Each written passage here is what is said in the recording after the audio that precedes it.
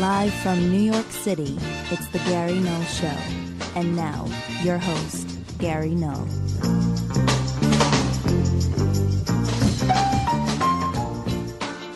Hi, everyone. I'm Gary Null, on the road, but due back very shortly into New York. We're going to be talking about how the blood supply to tumors in the body can actually be stopped by a modified natural compound. New research from the University of New South Wales, which is in Australia.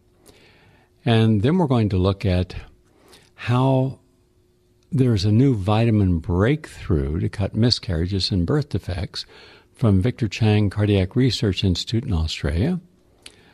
And we're going to also look at quercetin, Quercetin, a wonderful nutrient. I highly recommend it. But it does something really good for those with sciatic nerve injury. This is according to the Pharmaceutical University Advanced Knowledge Nutritional Biochemistry in China. And we're going to look at how a study shows how food preservatives may disrupt human hormones and promote obesity, Cedars-Sinai Medical Institute. And also how exposure to antibacterials from mother to child may cause adverse effects in development. Lawrence Livermore National Laboratory. I'm talking about the antibacterial soaps that so many people thought were just a thing. We told you at the time, regular hand washing with just plain soap would do just as well. It's not the soap that matters. It's the rubbing and doing it properly. Between the fingers, and then taking the knuckles of one hand and scrubbing the whole palm area, and then doing the opposite, and then thoroughly scrubbing, then rinsing, does more than any antibacterial soap. Also today, a commentary, The Dance of Death, Truth Dig, and that's from that'll be from Chris Hedges. Then we have some audio clips that I thought you would appreciate, and one in particular. There's going to be several. I don't know how many we'll get to, but we'll get to as many as we can. And one's going to be talking about something from the 1940s. It's an old clip about how you recognize fascism, because we sure have had a lot of fascism, and some of it's blatant, in your face, obnoxious, crude, rude, vile, vulgar. But what about the fascism on the left? What about liberal fascism? Oh, it's there. That disguises itself behind noble rhetoric and we the people and our protections and our values and peace, democracy, and freedom. Why don't you visit? And I'd like to see this. And I would actually pay for it out of my own pocket. I would pay for those people who supported at the policymaking level the war in Libya to go there. Doesn't cost you a nickel. I'll pay for your hotel. Well, I'm sorry, there are no hotels. No, but I'll pay for your food there. Well, there's no food there. But at least I'll pay for an airplane to get you over there. That we can do. Hillary Clinton, Bill Clinton, Barack Obama, your wife, all of your cabinet members. Why don't you visit some place you've destroyed? That's liberal fascism. In the media, the people that supported you, Democracy Now! Amy, I'll pay for your trip, even though you got all that money from the Soros Foundation. I'll pay for it, all right? Nothing out of your pocket. Why don't you go and take a look at the consequences of liberals and what they do to this world? Yeah, it's very easy to check out some rednecks, some really stupid people doing vile and disgusting things, and then calling themselves patriots, not the patriots I know. My concern is what we don't identify and we don't see and we don't moniker for what it is.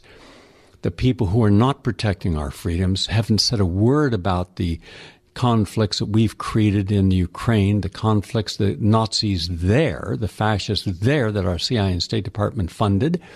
Why no outcry there? The undermining of the Venezuelan government way back from Hugo Chavez and now also. Why don't we talk about what we've done in Syria and why we've demonized Iran? Iran's a terror to the world. They're invading everyone, everywhere, every moment. Oh, hold on. Sorry, that's the United States. No, Iran hasn't invaded another country in 241 years, almost as long as we've been in existence. but we demonize them. Why? Well, you got to forget the right. I don't listen to a damn thing the right ever says. And I challenge everything the left says, the corporate left, not the true left. And it's just amazing what happens right in front of us on MSNBC and all these other mainstream publications. There's a little secret. One of the most popular people in the... No, I'm not going to get into it. That'll come out sooner or later. Someone has got some really clay feet. It'll come out. But for today, we're going to play you a few clips just to remind you that fascism is no different when they refuse to allow you an opportunity to speak. Do you remember who it was who defended the Nazis' right to march? The ACLU. Now, of course, any reasonable, responsible person is adamantly opposed to Nazism, fascism, in any form. But what happens when now you're on the left, or you have a different idea, or you're a homemaker and your child has been injured by a vaccine and you want to speak out, and they say you can't? What happens when you want to speak out on behalf of the right of the Palestinian people, not the terrorists? And there are terrorists within the Palestinians, but the rank and file average person, no different than rank and file average Jewish person, their right to live a peaceful life and not in apartheid. And now we're making that into a law that you could be fined or go to jail for defending the right to boycott Israel or the right to speak out on behalf of Palestinians. What happens when they want to come and arrest you or forbid you from protesting another pipeline or another, let's say, genetically modified march? They ban it. You're not allowed to ban it. What do you mean? We just want to go and peacefully march against Monsanto. Well, you can't. It's a law. Fascism is everywhere today. It's in every nook and cranny. It's oozing out of the mainstream media and the corporate sponsors behind it. It's oozing out of these self-righteous people on both left and right. It's time that we looked at all of it honestly and objectively. So we're also going to look at that. We're going to take a look at the private prison system in a way you've never seen before, with humor. We're also going to look at what happens when you take a good message, be concerned about the safety and efficacy of vaccines by one of the best scholars in the world on vaccine safety and efficacy, goes to Australia and they never allow her back. Ban her talks. So much for freedom in Australia. So you see it's happening. Why aren't we protesting any of this? We'll get with that on today's program. But we always start with the latest on health and healing, something we can all agree upon. One of the ways that tumors thrive in the body is by having a blood supply. And there's a couple things that help disrupt that blood supply. And according to the University of New South Wales, researchers have discovered how the modified natural compound dextran, D-E-X-T-R-A-N, dextran, catechin, C-A-T-E-C-H-I-N, disrupts formation of blood vessels that fuel growth in the childhood cancer neuroblastoma. Now, researchers have discovered how a modified natural compound disrupts what is called angiogenesis, or feeding the blood supply. And that's the formation of new blood vessels, a whole network in neuroblastoma tumors, stopping them, laying down the vital supply lines that fuel cancer growth and spread. So it starved the cancer to death.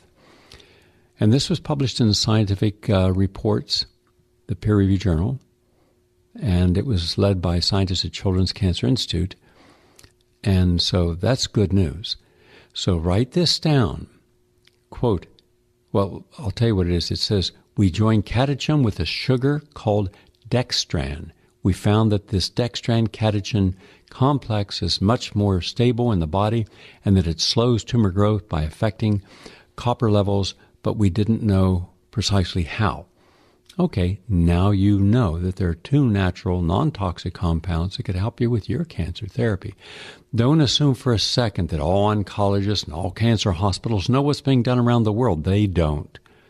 So if you know, and you know the citation I just gave it to you, then you could print out the scientific study from the current issue of scientific reports and take it in. And that could help your physician with this. Also, there is something called modified citrus pectin. Now, this is a very simple compound. It's made by citrus.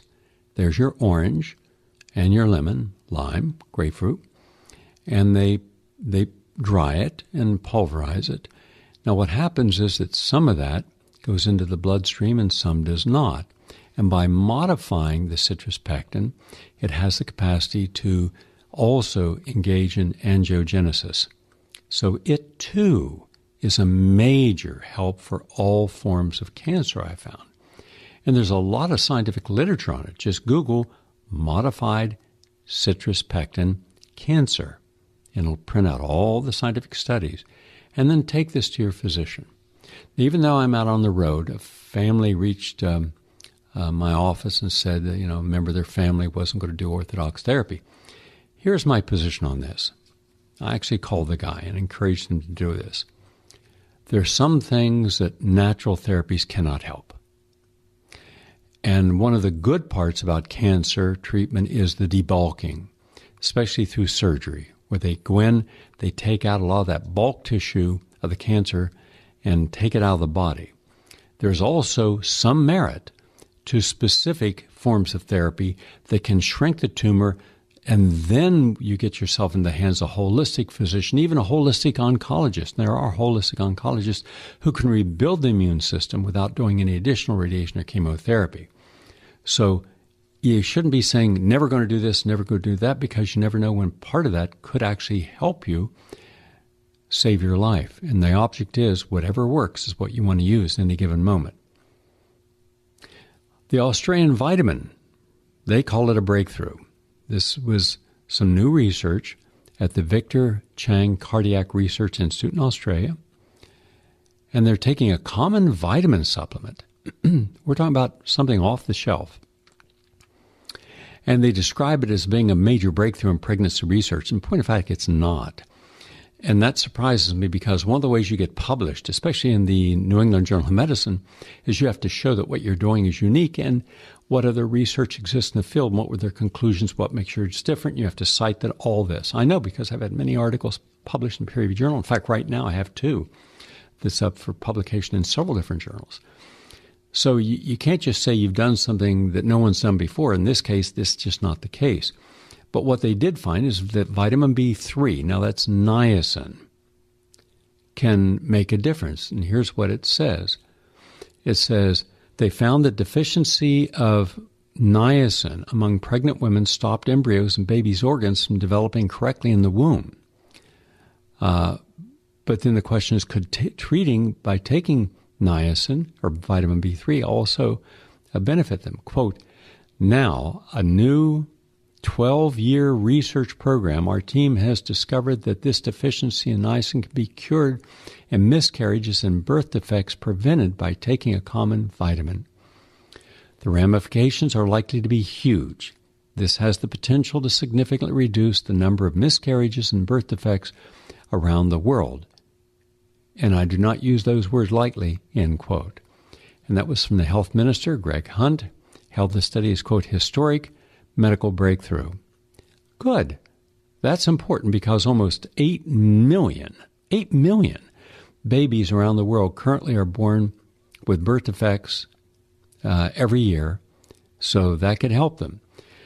So I commend them on their study. It's a good study. It's a long study, published in a major journal, and that can help them.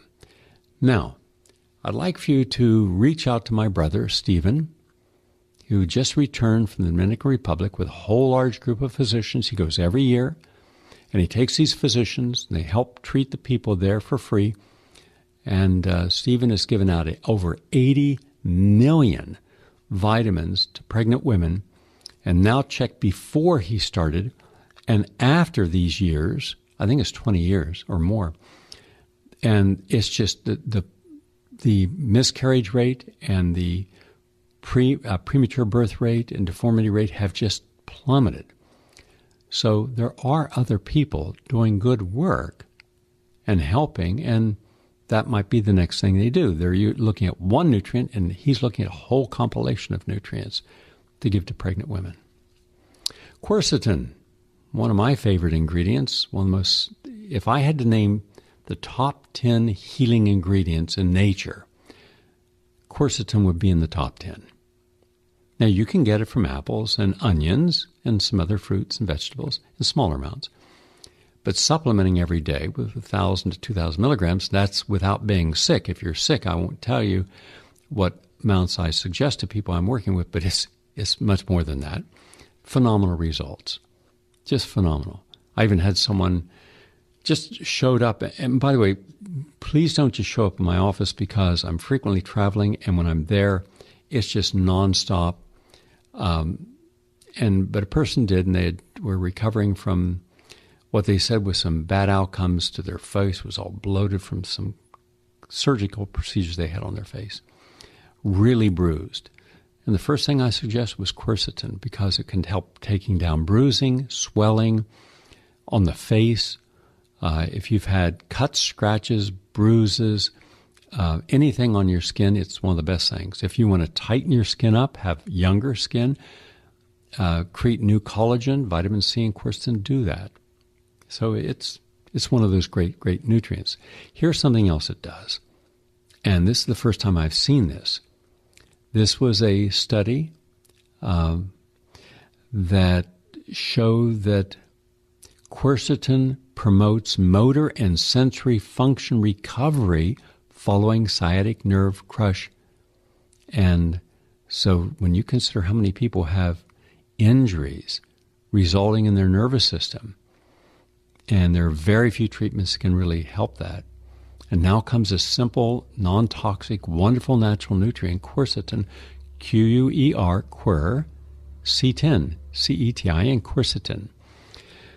It has incredible therapeutic effect on nervous system injuries, hence multiple sclerosis, Parkinson's, fibrocystic diseases. I've also found it works. It works with neuropathy, ALS, dementia, a whole spectrum of conditions it works on. So that's good.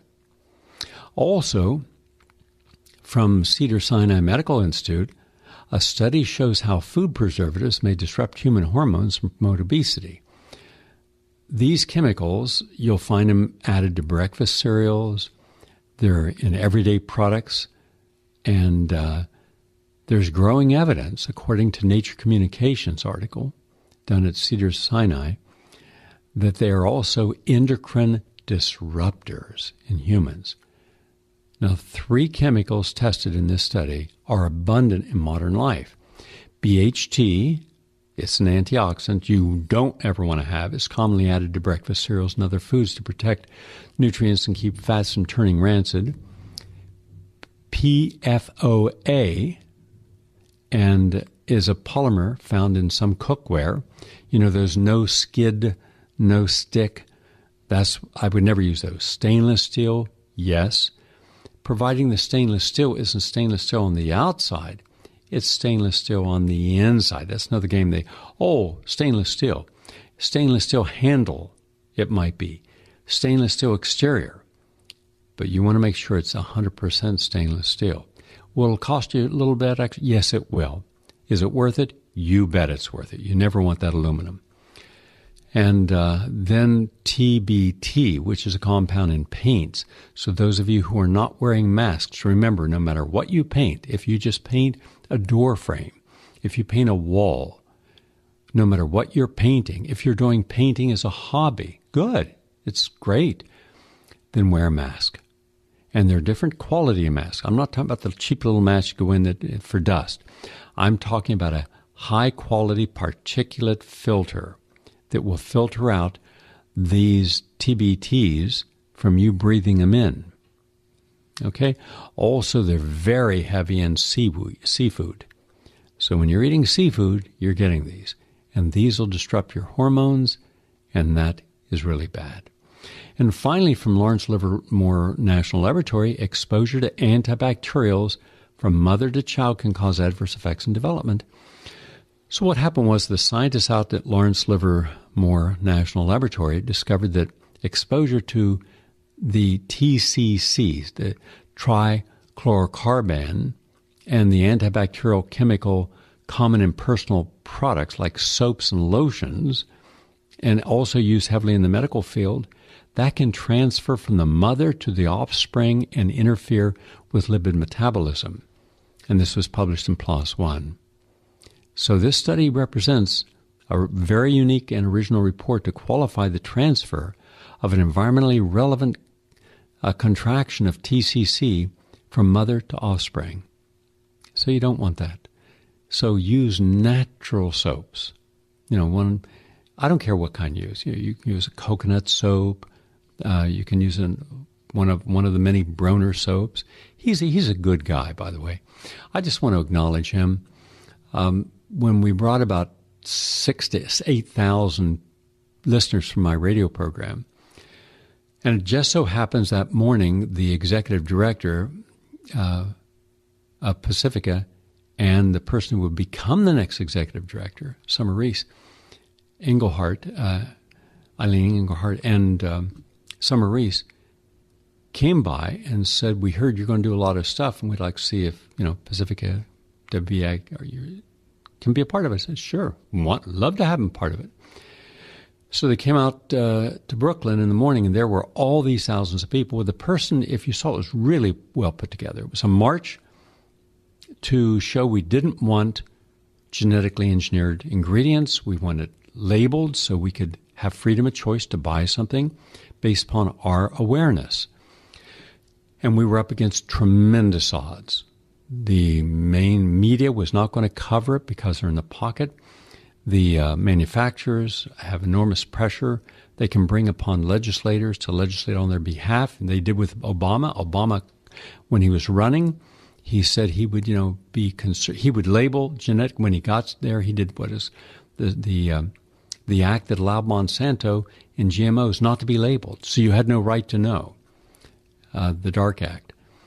In any case, here were all these little trailers lined up, and with speakers, like a person from, really articulate person from Consumer Report was there, and I was there, and there were about 12 of us, at least that I know of.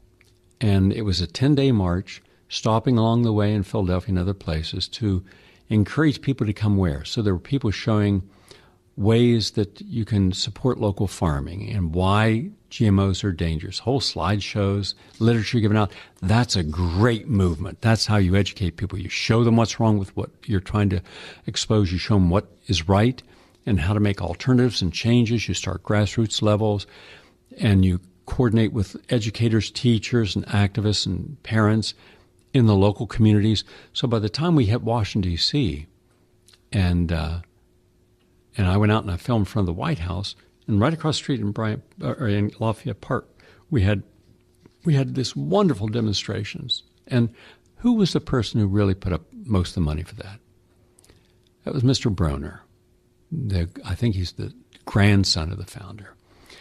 And so it's just a call out. There are people in this world who will use their success in a positive way on social issues. He's one, so he gets a thank you from all of us, because that had to have cost several $100,000. In any case, I also want to thank all those thousands of people from this audience who went there. Now, no one from management joined us, and no one from the other program joined us. That's all right. At least you were there. You were there also when we tried to close down Indian Point, and your efforts helped. It's now being closed down. You were there at the governor's office. You were there. And by the way, later in that day, we went over and had an anti-nuke demonstration with Helen Collicott and others, Harvey Wasserman, over on the Hudson River. And there were thousands there. So that was one of those great activist days, and where a whole lot happened. And my encouragement was, why don't you get local producers in each station to know that these are important issues that the public is involved in, so they could offer their programs whenever it's appropriate as a forum for people to come forward. In any case, just a little bit of knowledge about why you should be very conscious about there are thousands of different beauty products out there, shampoos and conditioners. just read the labels.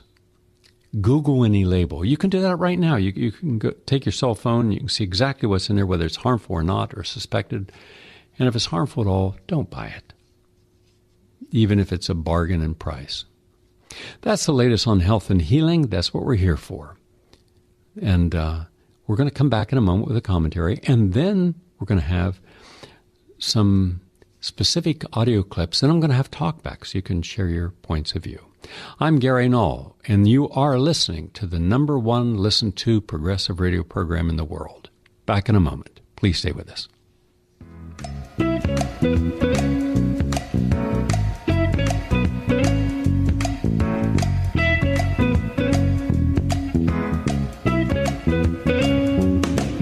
Girl, try to remember when we didn't have no shoes.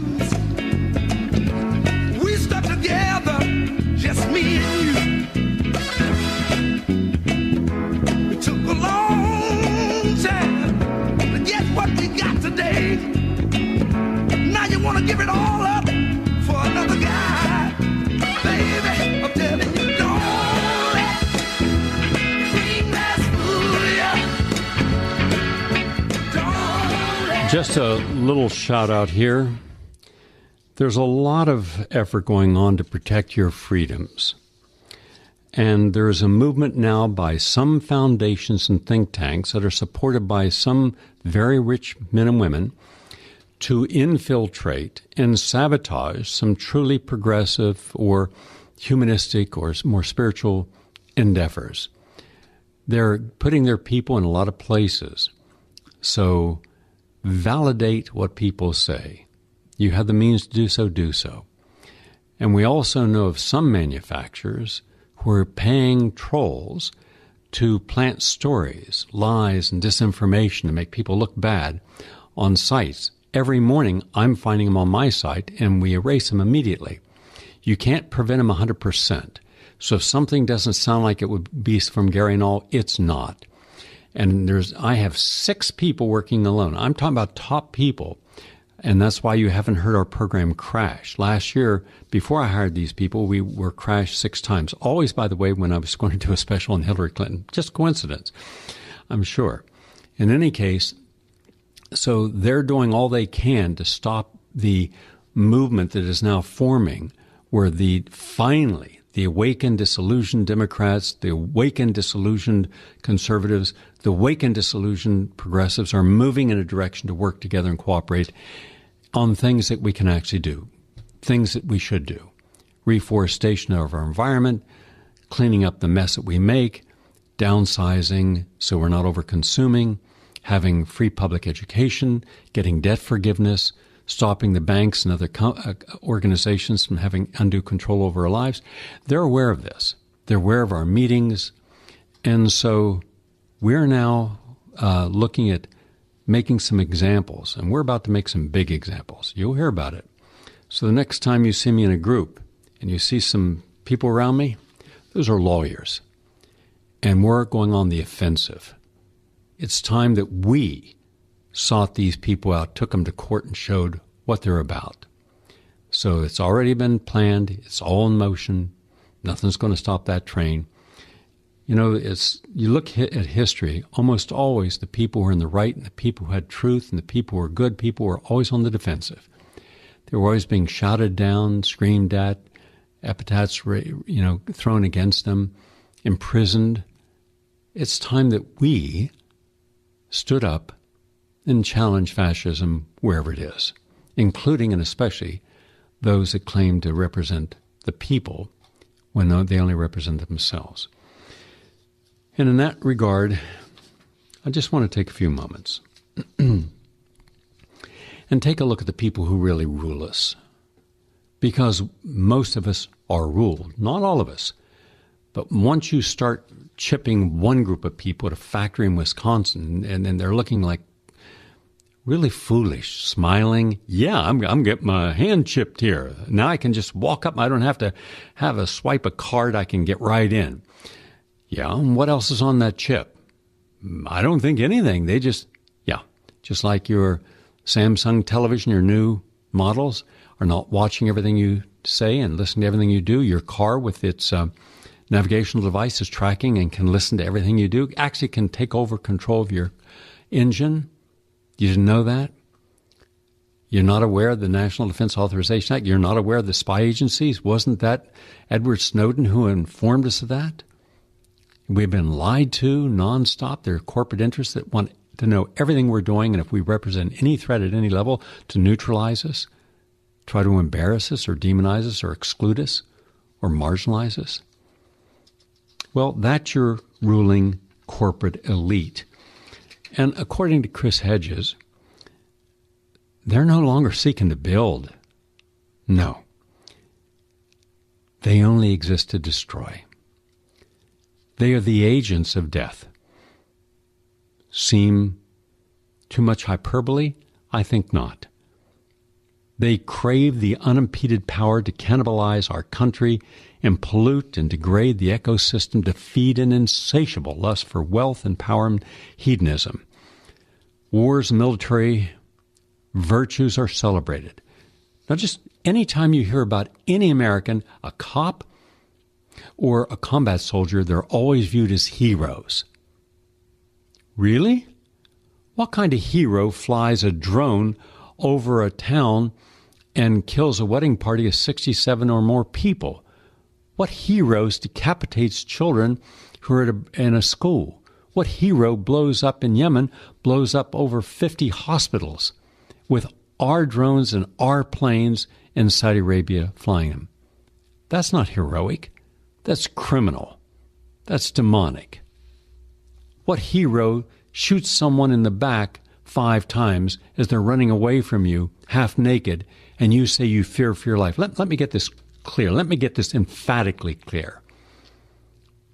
The police are there for 2 reasons only: to protect and serve.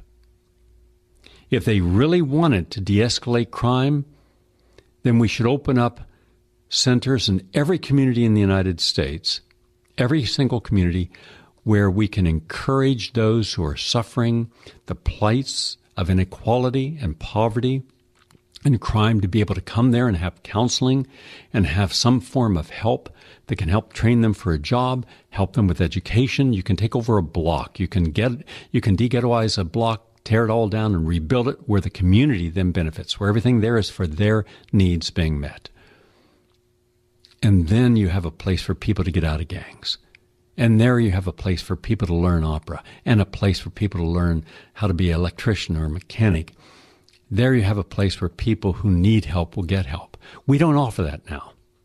We offer punishment in the form of our current, this little person, this Jeff Sessions. Didn't anyone look at his background before he was allowed to become the most powerful cop in America? Where he wants to go back to draconian ways of dealing with anyone with marijuana, put him in jail? What's this man hiding from his own background that he is so fearful of his own insecurity he's projecting it upon other people to punish them to redeem his own sins of omission and commission? Look at these individuals we have. All of them. There's no exception. Look at the cabinet. Look at the people working in the White House. Look at the people in Congress. Look at all the members of Congress. These are some of the most completely intellectually, historically, culturally, geographically illiterate individuals in the history of this country. And yet they're the best we can do in making choices for us? I think not. And then you add on top of that they're for hire. And then we wonder why Monsanto or why Halliburton and why we need Cold War and why we need to posture of who's got the biggest nuke. This is just child's play with deadly consequences. So these are not virtuous people. Intelligence, empathy, and the common good are banished. Cultures degraded to a patriotic kitsch. Education is designed only to instill technical proficiency to serve the poisonous engine of corporate capitalism. I'm embarrassed by the lack of true intellects and true critical thinkers at our Ivy League schools. Used to be you could have people who could come out of any school based upon the quality of their education and the curriculum. and the compassion and passion and interest of the teacher, and you can have a critical thinker. It is possible today, but it is not common today. Those branded as unproductive or redundant are discarded, and the left to struggle in poverty are locked away in cages. State repression is indiscriminate and brutal. Nobody gives a damn for you in our entire federal and state and local lockup system. You're just an inconvenient evil in their minds. They never question whether or not because you showed a cop and search and discover your marijuana, you committed no crime, now you're doing 7 years, you're going to be raped, you're going to get into a gang, you're going to come out angry because the world didn't care about your real innocence or ethics. And then if you went in front of a judge, says, Judge, how many people died in the last 100 years using marijuana? How about none? How many people die of alcohol that you do and everyone else in this room might be drinking? And you're not putting people away for drinking alcohol, and you shouldn't, but you shouldn't be putting people away for smoking marijuana. But we do. And we pride ourselves on a war on drugs without looking at the consequences. We pride ourselves in a war on cancer without looking at the consequences. We pride ourselves in a war on poverty without looking at the consequences. We pride ourselves in a war on freedom without looking at the consequences. 20 million dead people in our war on freedom, democracy, since the end of World War II. We hold no one ever accountable for the crimes against humanity in our society. And yet there seems to be no irony in these little pathetic, manged reporters, the lapdogs of corporate media, from the New York Times to CNN. Yeah. Well, I got a message for you. The graveyard of world empires, Sumerian, Egyptian, Greek, Roman, Mayan, Khmer, Ottoman, Austro-Hungarian, followed the same trajectory of moral and physical collapse. Those who rule at the end of empire are sociopaths, imbeciles, narcissists, and deviants. The equivalents of depraved Roman emperors like Caligula or Nero or Tiberius or Codemus. And we have all those wrapped up in one right now. The ecosystem that sustains the empire's degraded and exhausted economic growth, concentrated in the hands of the corporate elite, is dependent on a gripping debt, a debt peonage imposed on the population. The bloated ruling class of oligarchs and priests and courtiers and mandarins, eunuchs and professional warriors and financial speculators and corporate managers, they suck the marrow out of a society. The elite's myopic response to the looming collapse of the natural world and the civilization is to make subservient populations work harder for less, squander capital in grandiose projects such as pyramids and palaces and border walls and fracking and wage war. That's what they do. President Trump's decision to increase military spending by $54 billion and take the needed funds out of the flesh of domestic programs typifies the behavior of terminally ill civilizations, I should say.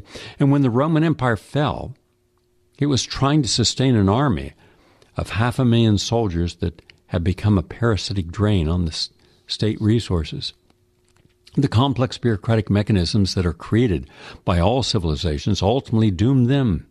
The difference now is collapse, if and when it comes, will this time be global. No longer, according to Joseph Tainter, in his outstanding work, The Collapse of Complex Societies, can any individual nation collapse. World civilization will disintegrate as a whole. So civilizations in decline, despite the palpable signs of decay around them, remain fixated on restoring their greatness. Their illusions condemn them. They cannot see that the forces that gave rise to modern civilization, namely technology and industrial violence and fossil fuels, are the same forces that are extinguishing it. Their leaders are trained only to serve the system, slavishly worshiping the old gods long after those gods begin to demand millions of sacrifice victims. Just look at it this way. If a person says, I'm proud to let my body be chipped, how much longer before then it's expected that everyone show allegiance by being chipped. I'm proud that my daughter or son are being vaccinated with 72 vaccines to protect them and society until every child is mandated to take vaccines, irrespective of the consequences of their safety and their harm. And then adults are expected to do the same. I'm proud that we no longer have cash in a society, that everything must be done by a chip. Oh, and now they're telling us they can make any transaction financial just by scanning our hand. And therefore, whatever amount of money that we have or whatever debt that we owe is automatically computed. So at any given time, we can just get on an airplane. We can get on a bus. We can take a taxi. We can go to the movies. We can go to the store. We can go out to Walmart. But what happens when one day a group of individuals decides that you are a threat to society? Now go to try to buy anything, and you can't. You can't buy food. You can't travel. You can't pay your rent. You can't pay your mortgage because you threaten the very stability of the hive.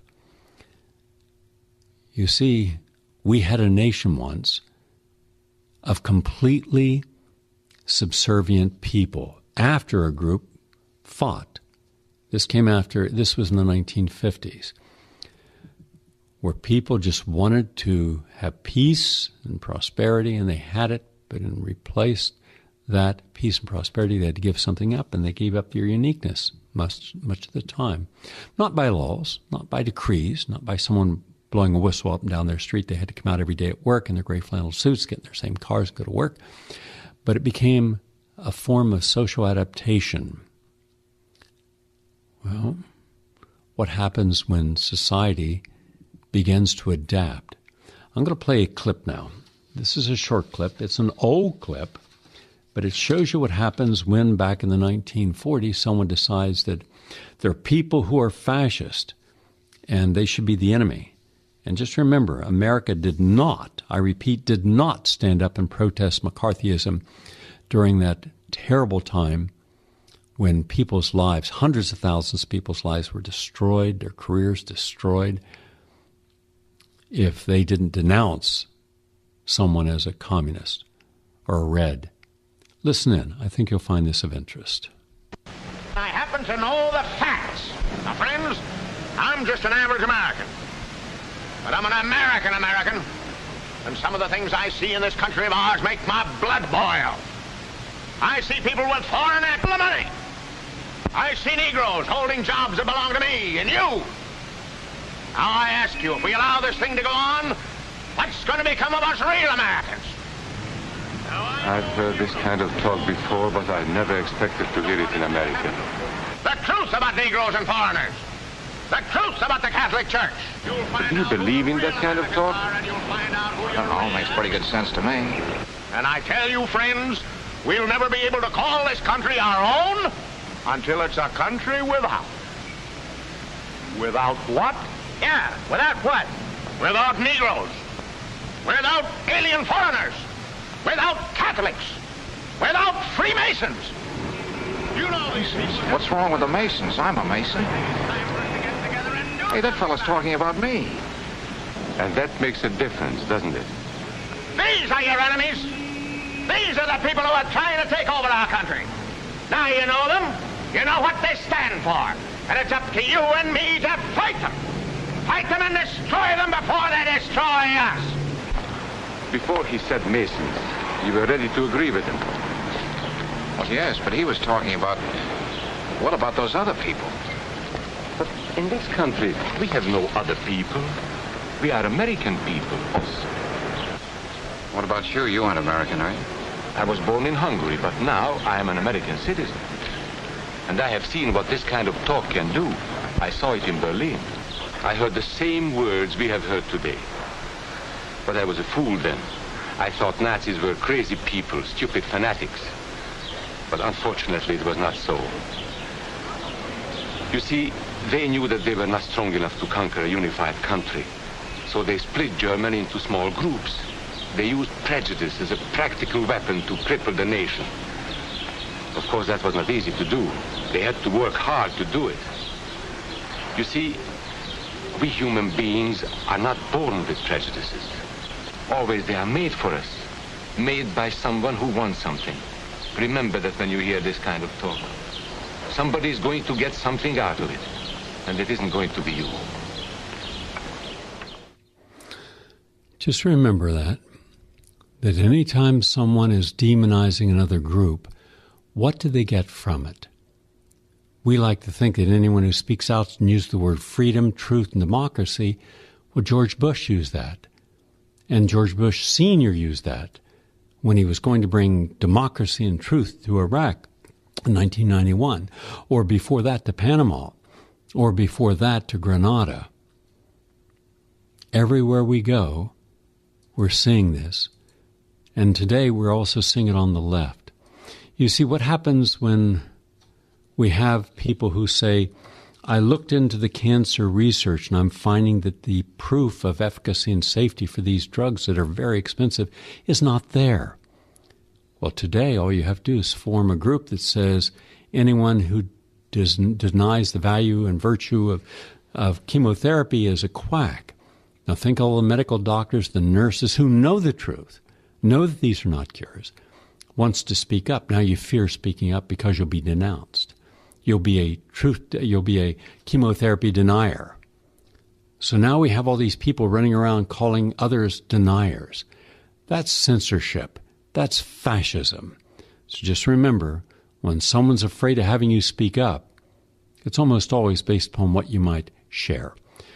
I'm going to play you a little clip right now. It's a short clip, and it's really personal because one of the stations, unfortunately, that belongs to the Pacifica family is KPFA, and they routinely have engaged in censorship, at the same time priding themselves on free speech. This is the only place you can hear this. Let me explain this, friends. On ABC for a long time, including ABC Network on Saturdays, WABC on Sundays, the most popular show before or after in ratings as a percentage, as number one in America. WOR, WMCA twice, WEVD for 14 years till it was sold to ESPN. Not once was there ever censorship in 35 years. Not once. On Pacifica, it's regular and routine.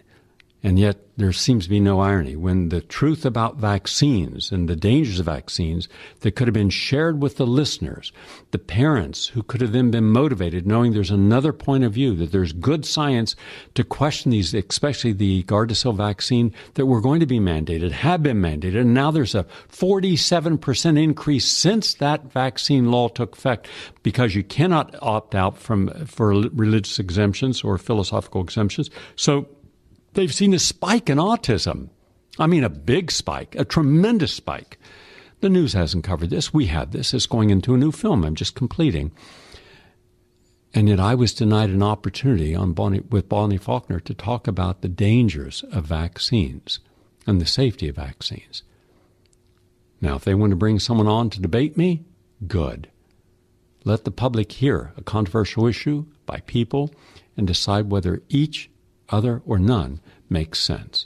But to say that you don't want misinformation, how would they know it's misinformation? Have they spent 15,000 hours in scholarship? They haven't spent 5 minutes. So who are they to censor people? They have power. And that power is like a cancer that metastasizes over a network. They're the ones who want to bring in and sell BAI. One of the people who was on their board, the lawyer running it, created a private foundation to try to get the license of BAI. So yeah, it's personal. I've been on the station 41 years, one of our sister stations, and I'm concerned at those who've done everything underhanded to try to take the power. Now here's a guy who you can disagree with, but boy, he's smart. And I've seen him in a lot of debates with some very smart people, and I've never seen him lose a debate. So if you want to do something about an atheist, then by all means bring him on and bring the best person you know on to challenge him. That would make good radio.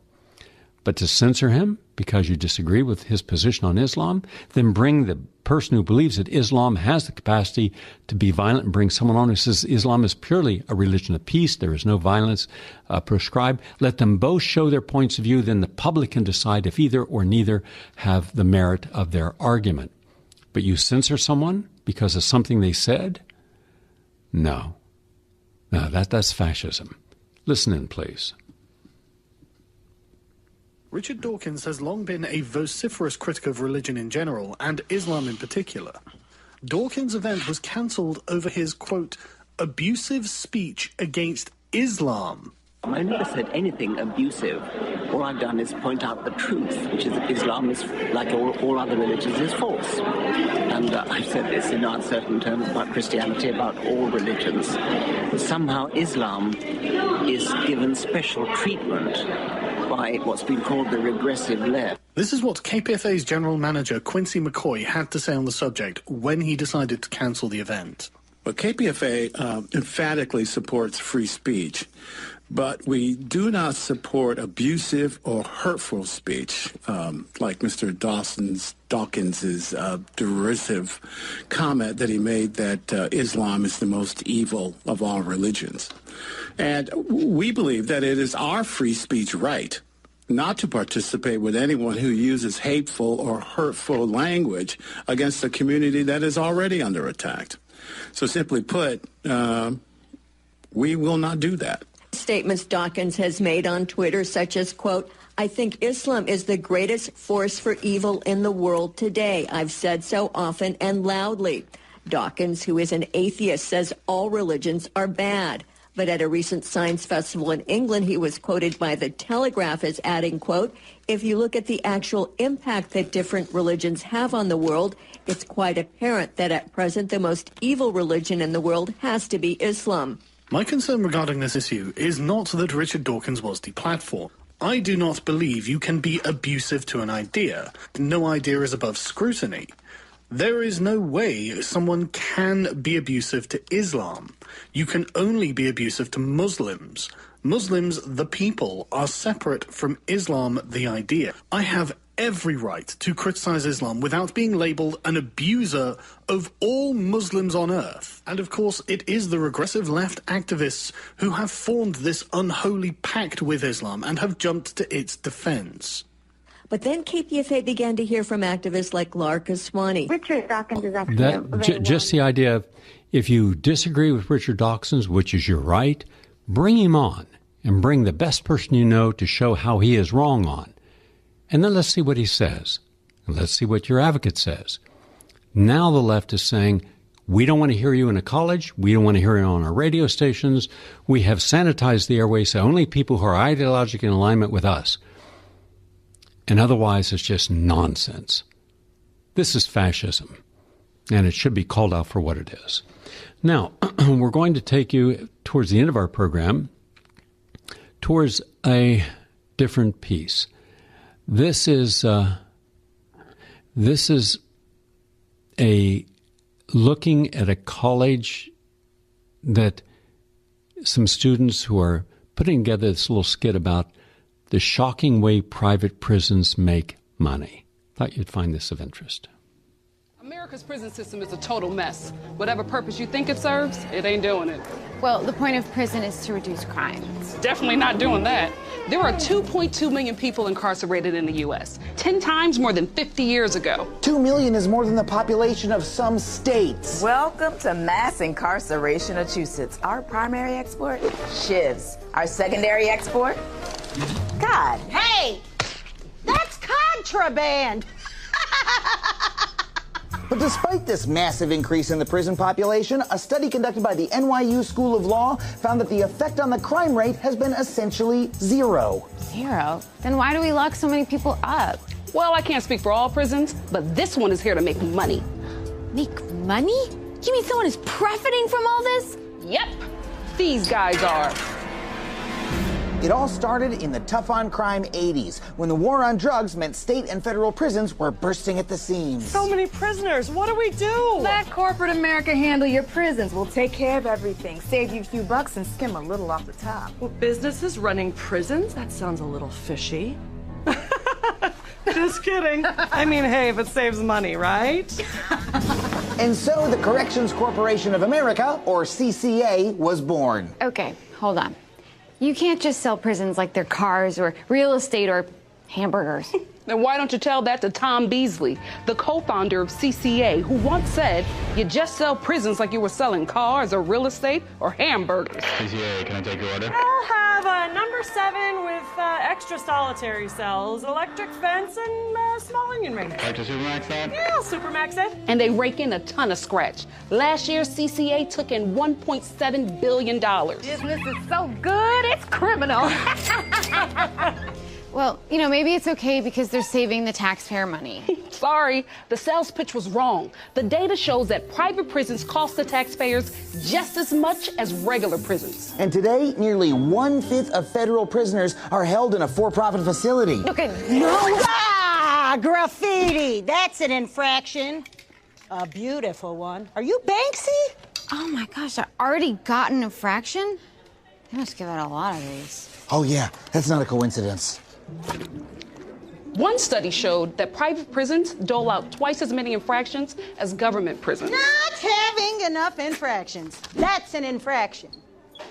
These penalties can lengthen your sentence, which earns the company even more cash. Oh, so the more people that are in prison, the more money they make.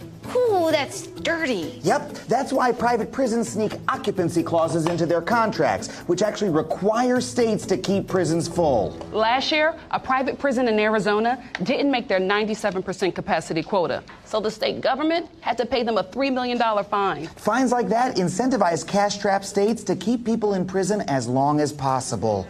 Your parole forms are in order, and you've been a model prisoner. So we're going to lock you back up. We really can't afford to pay another fine. That's reprehensible. Look, not all prisons are private prisons, but this one is. So no, its purpose isn't to stop crime. It's the dollar bills, y'all. Can't believe all this has been happening. We'll have more on the private prison system, how corrupt it is, how your politicians are fully aware of it, how the Clintons were a part of this, where the campaign money comes from. And none of these people care about you, the poor, or those in need. That's the game they're playing. Why are we being so slow on the uptake to start electing people who do not represent these oligarchs, represent these entitled, rich Democrat or Republicans, but represent true Americans? I'm Gary Null. Thank you all for listening. Look forward to sharing more tomorrow. Have a nice day.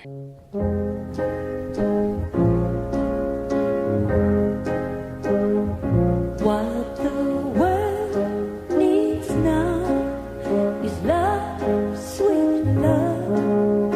It's the only thing that there's just too little of. What the world needs now is love, sweet love. No, not just for some, but for everyone. Lord, we don't need another mountain. There are mountains and hillsides enough to climb.